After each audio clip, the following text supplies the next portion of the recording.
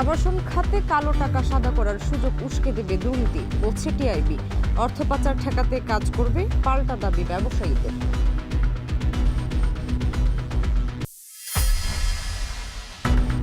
নতুন বাজেটে দুর্নীতিবাজদের ভাগ্য বদল হবে অভিযোগ জামায়াত আমিরের। দলীয় লোক নিয়োগে একদলীয় শাসনের পথে বিএনপি।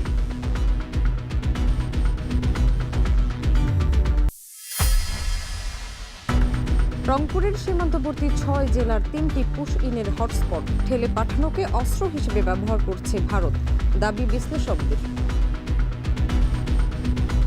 প্রথমে পররাষ্ট্রমন্ত্রী পর্যায়ে আলোচনা হওয়া উচিত, প্রয়োজনে দু দেশের প্রধানমন্ত্রী কথা বলে এটার একটা স্থায়ী টেকসই সমাধান অত্যন্ত জরুরি। কারিগরি প্রতিবেদন পেলে শিগগিরই একনেকে পাশ হবে তিস্তা মহাপরিকল্পনা, জানালেন পানি সম্পদ মন্ত্রী। লালমনিরহাটে ব্যারেজ পরিদর্শন।